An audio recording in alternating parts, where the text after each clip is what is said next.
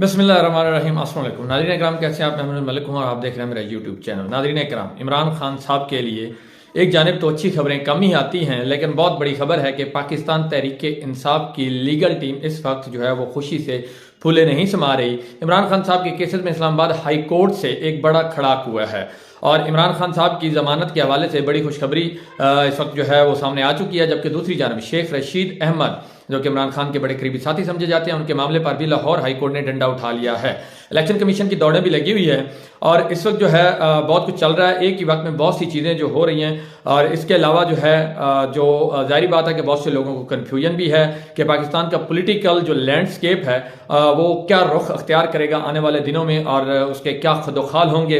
ये कहना बिलाशुबा अभी कबल वक्त है, क्योंकि मंसूबे तो बहुत से लोगों के हैं, लेकिन मंसूबा किसका कामयाब होता है ये किसी को जो है ताहाल मालूम नहीं है। और ये कहना बिलाशुबा अभी कबल वक्त है कि जो 100% आप ये कह लें कि यकीन नहीं है। और इस सब के अंदर इमरान खान साहब के लिए जो अच्छी खबर आई है वो आपको पता है कि इस वक्त किस तरह के मामला चल रहे हैं, किस तरह की सूरत हाल है। तो इस वक्त अगर इसे मौजूदा सूरत हाल को देखा जाए तो ये वाजे हो जाता है कि जो अभी भी इस वक्त एस्टेब्लिशमेंट है या इमरान खान है, दोनों के सब सींग जो हैं वो आपस में फंसे हुए हैं। और इमरान खान साहब को अब जो है मजा चखाने का फैसला भी हो चुका है, क्योंकि खान साहब ने ना मुल्क से बाहर जाने के ऊपर रजामंदी जाहिर की है और ना पाकिस्तान तहरीक इंसाफ की चेयरमैनशिप से दस्तबरदारी जो है उन्होंने उस पर जो है समझ लें कि आमादा हुए हैं। तो इस सब के अंदर अडयाला जेल में इनके साथ जो कुछ भी हो रहा है वो सब कुछ अपनी जगह। अब ये सारी के सारे जो पॉइंट्स हैं आप इनको जो है ज़हन नशीन करें, उन डॉट्स को आप मिलाएंगे तो आपको सारी जो इस वक्त सूरत हाल है वो वाज़ेह हो जाएगी। इलेक्शन कमीशन की अगर हम बात करें तो आपको पता है कि इलेक्शन कमीशन ऑफ पाकिस्तान, उसका क्या किरदार है, पिछले 2 साल थे और वो क्या कुछ कर रहा है, चाहे वो पंजाब के निगरान वज़ीर आला का इंतखाब हो या दीगर मामला हो, सब के हवाले से और इसके अलावा इंतखाबात 90 दिन में करवाने के हवाले से।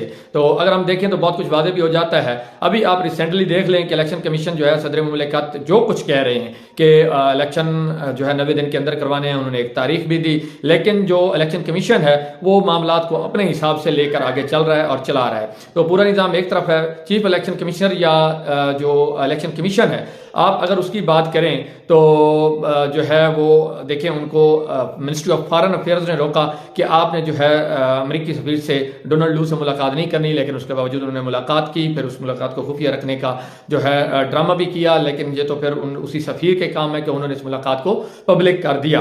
तो अब यह है कि सदर मुमलिकत ने भी जो खत लिखा और उन्होंने फिर बाद में डेट भी दी, एक बड़ा होम्योपैथिक सा उन्होंने जो है समझ लें कि अप्रोच अपनाई, जिसकी ना कोई फायदा था ना नुकसान था। और लेकिन इमरान खान साहब ने भी जो है इस बारीक वारदात को जो कि सदर मुमलिकत की तरफ से डाली गई वो उसको समझ गए और उन्होंने उस पर नाराजगी का भी जो है इजहार किया। अब यह कि चीफ इलेक्शन कमिश्नर के ऊपर बहुत से सवाल हैं, उन्होंने अमेरिकी सफीर से मुलाकात की और फिर जो मिनिस्ट्री ऑफ फॉरेन अफेयर्स है जो कुछ उन्होंने कहा कि आपने नहीं करनी, उन्होंने कर ली, लेकिन उसको फिर खुफिया रखा। दूसरी तरफ जो है अमेरिकी सफीर जो है डोनाल्ड लू, उन्होंने इस मुलाकात को फिर पब्लिक भी कर दिया। अब जो है जो मौजूदा निगरान वज़ीर आज़म है उनके जो स्टेटमेंट्स हैं बैक टू बैक के जो इलेक्शन होंगे अगर इमरान खान के बगैर भी हुए तो इलेक्शन मुनसफाना होंगे, अगर जो है PTI या इमरान खान माइनस भी हो जाते हैं तो कोई एहतजाज भी होता है तो फिर भी वो इलेक्शन पर असरअंदाज नहीं होगा, वो इलेक्शन जो है वो लेजिटिमेट रहेंगे। तो अब इस सब के अंदर ये है कि अब दौड़ें लगी हुई हैं और इलेक्शन होते भी हैं या नहीं होते, क्योंकि मौलाना फजल रहमान साहब हैं वो उन्होंने अब जो है अपना बाकायदा एक स्टेटमेंट दी है इलेक्शन को डिले करने के हवाले से। आप कह रहे उन्होंने कहा है कि जी अगर जनवरी में इलेक्शन होते हैं तो फिर जी सर्दी होगी और सर्दी में इलेक्शन नहीं हो सकेंगे, फिर आगे गर्मी आ जाएगी, फिर गर्मी बहुत होगी। तो इस तरह के ये जो इनके स्टेटमेंट्स हैं ये भी जो है एस्टैब्लिशमेंट के ये ताकतवरों के ही लोग होते हैं और ये इनको बवक्त ज़रूरत आप कह लें कि वो जिस तरह नजरिया ज़रूरत के तहत इनको जो है इस्तेमाल किया जाता है तो ये उसी तरह हो रहा है। तो अब ये है कि जो इलेक्शन का ढोंग है तो इसको अगर आप ना भी रचाएं, जिस तरह के हालात हैं आप तमाम जमातों को थोड़ी थोड़ी सीटें दे दें और एक जो है डमी किस्म का वज़ीर आज़म जैसा कि हम मौजूदा निगरान वज़ीर आज़म है और वो जो है बाकायदा मुंतखब वज़ीर आज़म की जो पावर्स होती हैं वो उसको इस्तेमाल कर रहा है, बैरून ममालिक के दौरे भी कर रहा है, मुख्तलिफ स्टेटमेंट्स भी दे रहा है सियासी जमातों के खिलाफ वगैरह वगैरह। अब यह है कि पोलिटिकल इंजीनियरिंग से इलेक्शन अगर इन्होंने करवाने हैं तो उससे बेहतर है कि कौम का पैसा ज़ाया ना करें, अब सबको सीटें दे दें, मामला जो है उसी तरह आगे चलते रहेंगे। अब इस सब के अंदर यह कि इलेक्शन कमिश्नर साहब और इलेक्शन कमीशन के लोगों की अब गैर मुल्की मुबस्सिरीन इंटरनेशनल ऑब्जर्वर जो कि जो है किसी भी इलेक्शन में बड़े इंपॉर्टेंस के हामिल होते हैं, उनकी जो ऑब्जर्वेशन होती हैं वो ऑब्जर्वर जो होते हैं तो उनको जो है इनवाइट किया जाता है मुल्क के अंदर कि आप आएँ हमारे इलेक्शन को ऑब्जर्व करें, और कहीं पे अगर कोई धांधली है, कोई खामियां हैं तो उनको नोट करें। और पाकिस्तान के अंदर कोई भी ऐसा इलेक्शन नहीं हुआ जिसको जो है जो पार्टी हुकूमत में आती है वो तो आती है, जो दूसरी पार्टी होती है जो अपोजिशन में जाती है उसने कभी खुले दिल से इलेक्शंस को तस्लीम किया हो कि ठीक है ये इलेक्शन जेन्युइन थे, ठीक थे और ईमानदारी से करवाए गए हैं। अब तक किसी मतलब जितने भी इलेक्शन हो चुके हैं किसी ने ये नहीं कहा कि ये इलेक्शन साफ शफाफ थे। अब इस सब के अंदर आपके सामने एक बड़ी अपडेट रख देते हैं कि सुप्रीम कोर्ट में फैजाबाद धरना नजरसानी केस के 28 सितंबर की समाअत का तहरीरी हुक्मनामा इस वक्त जो है वो जारी हो चुका है। 4 सफ़हात पर मुश्तमिल ये अदालती हुक्मनामा जो है ये काजी फैज ईसा साहब चीफ जस्टिस ऑफ पाकिस्तान साहब ने खुद तहरीर किया है और उसमें कहा गया कि तमाम फरीकैन को फैजाबाद धरने से मुतल्लिक हक़ाइक़ पेश करने का एक और मौका दे रहे हैं। फरीकैन केस से मुतल्लिक हक़ाइक़ बयान हल्फी के जरिए जमा करवा सकते हैं। अदालती हुक्मनामे में मजीद कहा गया है कि केस में तहरीरी जवाबात 27 अक्टूबर तक जमा कराए जाएं और केस की समाअत 1 नवंबर को होगी। अदालती हुक्मनामे के मुताबिक अटार्नी जनरल ने कहा कि वजारत दिफा अपनी नजर सानी की दरखास्त पर मजीद कार्रवाई नहीं करना चाहता। इसके अलावा जो है IB और PTI ने भी जो है मुतफर्रिक, इसके अलावा पेमरा ने भी अपनी मुतफर्रिक दरखास्त के जरिए नजर सानी दरखास्तें वापस लेने की इस्तदा की, जबकि दरखास्त गुजार शेख रशीद अहमद ने नया वकील करने के लिए मजीद मोहलत की इस्तदा की।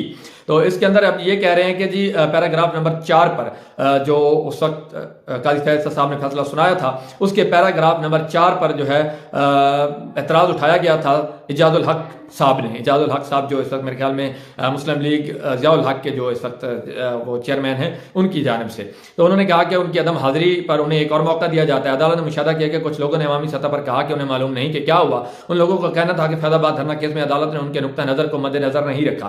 फैजाबाद धरना केस के फैसले के पैराग्राफ 17 के तहत यह मौक़िफ़ अदालत के लिए हैरान कुन है। हुक्मनामे के मुताबिक अदालत ने फैजाबाद धरना केस फैसले में कहा था कि कोई भी मुतासरा फरीक आगे बढ़कर तहरीरी तौर पर अपना मौक़िफ़ पेश कर सकता है। अटार्नी जनरल ने कहा कि फैजाबाद धरना एक महदूद वक्त के लिए था और इसके दायरा इख्तियार को वसी नहीं किया जाना चाहिए। अब जो फैसला है इसमें जो इंपॉर्टेंट एक जुमला है जिसे अगर हम हाईलाइट करना चाहें या कर लें वो ये है कि जो है तमाम फरीकैन को हक़ाइक़ पेश करने का एक और मौका दिया जाता है। अब ये बड़ी इंपॉर्टेंट बात है, जाहिर बात है इसमें सब कुछ पिन्हा है कि अगर आप आ जाते हैं अपना मौक़िफ़ दे देते हैं ठीक है, फिर उसके बाद आप इतराज़ नहीं करेंगे जो भी फैसला आएगा। अब इस सब के अंदर जो मौजूदा सूरत हाल चल रही है, उस्मान डार साहब गायब हैं, फ़राख हबीब गायब हैं, शेख रशीद साहब गायब हैं और अब यूँ लग रहा है कि गायब करने को ही बेहतर समझा जा रहा है, क्योंकि अगर उनको अदालतों में पेश किया जाता है तो फिर वही जिस तरह परवेज़ इलाही वाला मामला चल रहा है कि उनको एक अदालत छोड़ती है दूसरी पकड़ लेती है और फिर मामला जो है इस वक्त सुप्रीम कोर्ट तक पहुँच चुके हैं। तो अब यह है कि लाहौर हाईकोर्ट के पिंडी बेंच ने पुलिस को 1 हफ्ते में शेख रशीद अहमद को पेश करने का हुक्म दे दिया है। लाहौर हाईकोर्ट रावलपिंडी बेंच के जस्टिस सदाकत अली खान ने साबिक वज़ीर दाखिला शेख रशीद की हिरासत के खिलाफ दायर दरखास्त पर समाअत की। इस सिलसिले में RPO रावलपिंडी सैयद खुर्रम अली शाह अदालत में पेश हुए। अदालत ने RPO से सवाल किया कि शेख रशीद और उनके साथ दीगर 2 अशखास कहाँ हैं, आप लिख के अदालत को देंगे या शेख रशीद को पेश करेंगे। अदालत के पूछने पर RPO ने अदालत से मजीद 15 दिन का वक्त मांगा। इस पर अदालत ने कहा कि 15 दिन बहुत ज्यादा हैं, आप जो है ये आम मामला नहीं है, 2 दिन की भी मोहलत बहुत ज्यादा होगी। जस्टिस सदाकत अली ने कहा कि वकील दरखास्त गुजार सरदार अब्दुल रज्जाक के कहने पर मजीद 7 दिन की मोहलत देता हूँ। शेख रशीद 1 हफ्ते के अंदर पेश ना हुए तो अदालत FIR का हुक्म देगी। शेख रशीद के साथ गिरफ्तार 2 अफराद रिहा होकर वापस पहुंच चुके हैं। अब अदालत ने पूछा कि वो क्या कह रहे हैं, आप उनका बयान भी लें। अब इस सब के अंदर यह है कि ये समाअत जो है 1 हफ्ते के लिए मुलतवी कर दी गई है और इस सब के अंदर अदालत आलिया ने यह बात क्लियर कर दी है और बहुत वाज़ेह कर दी है कि इमरान खान साहब के करीबी साथी शेख रशीद साहब जो है अगर उन्हें पेश नहीं किया जाता तो फिर हम FIR का हुक्म देंगे और यह FIR पुलिस के अफसरान के खिलाफ काटी जाएगी। दूसरी जानिब इस्लामाबाद हाईकोर्ट ने चेयरमैन PTI की सैफर केस में दरखास्त जमानत इन कैमरा कार्रवाई की इस्तदा पर फैसला महफूज कर लिया है। यह FIA की जानिब से दरखास्त दी गई थी कि इन कैमरा इसकी जो है समाअत की जाए, मतलब कैमरे के सामने ना की जाए, जबकि PTI कह रही है कि यह समाअत जो है कैमरे के सामने की जाए। तो अब इस सब के अंदर यह है कि समाअत हुई और दौरान समाअत प्रोसिक्यूटर उन्होंने कहा कि जी ऑफिशियल सीक्रेट एक्ट के तहत ट्रायल को पब्लिक नहीं किया जा सकता। कुछ बयानात और कुछ मवाद ऐसा है जिसे पब्लिक में बयान नहीं किया जा सकता। दूसरे ममालिक से मुतल्लिक बयानात भी अदालत के सामने रखने, ऐसे बयानात ऊपर कोर्ट में सामने लाने से दूसरे ममालिक से तल्लुकात खराब होने का अंदेशा है। इस दौरान अदालत ने सब्सार किया कि क्या ट्रायल का मामला अलग है, क्या जमानत की समाअत भी इन कैमरा हो सकती है। इस पर वकील ने कहा कि मुझे तो इस हवाले से मालूम नहीं, आप ही देख लीजिएगा। तो दौरान समाअत जो है चीफ जस्टिस साहब जो है इस्लामाबाद हाई कोर्ट ने अदालती कार्रवाई बराह रास्त दिखाने का अंदिया दिया और कहा कि लाइव स्ट्रीमिंग होगी, जरूर होगी और सुप्रीम कोर्ट वाला काम इस्लामाबाद हाई कोर्ट भी करेगी। अब इस सबके अंदर यह है कि यह फैसला महफूज हो चुका है, लेकिन इस महफूज फैसले के साथ ही एक महफूज फैसला ऑलरेडी जो था वो सुनाया गया है। वो था इमरान खान साहब की 9 मुकदमात में जमानत खारिज किए जाने का जो मामला था ट्रायल कोर्ट से, सेशन कोर्ट से, उसका जो है वो उनको किया गया था, जिसको आज अदालत ने वो जमानतें रिस्टोर कर दी हैं और सेशन अदालत को जो है सेशन अदालत का जो जमानतें खारिज करने का फैसला था उसको कालअदम करार दिया है। सेशन अदालत के फैसलों के खिलाफ चेयरमैन पीटीआई की दरखास्त मंजूर कर ली। अदालत ने हुक्म दिया कि जमानत की दरखास्तें सेशन कोर्ट में जेर इल्तवात तस्वर की जाए और इन्हें यह डिक्लेयर किया जाए कि वो जेर जो है जमानत जो इस वक्त हैं मुकदमात वो कैंसिल नहीं हुए। चेयरमैन पीटीआई की 6 दरखास्तें सेशन कोर्ट और 3 इंसदाद दहशतगर्दी अदालत में जेर इल्तवा हैं। अब ये जो है तोशाखाना का केस भी है, इंसदाद दहशतगर्दी, इक़दाम कत्ल, बड़े 9 अहम केसेस थे। अब ये तो जमानतें रिस्टोर हो गई, इमरान खान की जमानतें वापस मतलब उसी तरह उनको जमानती जो हैसियत थी वो मिल गई है। अब अगर साइफर केस के अंदर इमरान खान की जमानत हो जाती है तो फिर इमरान खान रिहा हो जाएंगे और बाहर आ जाएंगे। अब देखें कि जमानत होती है साइफर केस में या नहीं होती, ये बड़ा अहम है। और इस हवाले से ये है कि अडयाला के अंदर जो है इमरान खान की जो इस वक्त हालात हैं वो भी बड़े ख़राब हैं। अब यही बताया जा रहा है कि उनकी सिक्योरिटी और वेलबींग के हवाले से जो हालत जार है अडयाला जेल में, इस हवाले से भी बहुत ज़्यादा कंसर्न हैं। और ये भी कहा जा रहा है कि इमरान खान साहब जो है क्योंकि उन्होंने झुकने से इनकार कर दिया इसलिए उन पर सख्ती कर दी गई है। अब देखें कि हालात किस तरफ जाते हैं। खुश रहें, मेरे चैनल को सब्सक्राइब करना, वीडियो को लाइक करना ना भूलिएगा। अल्लाह हाफिज़।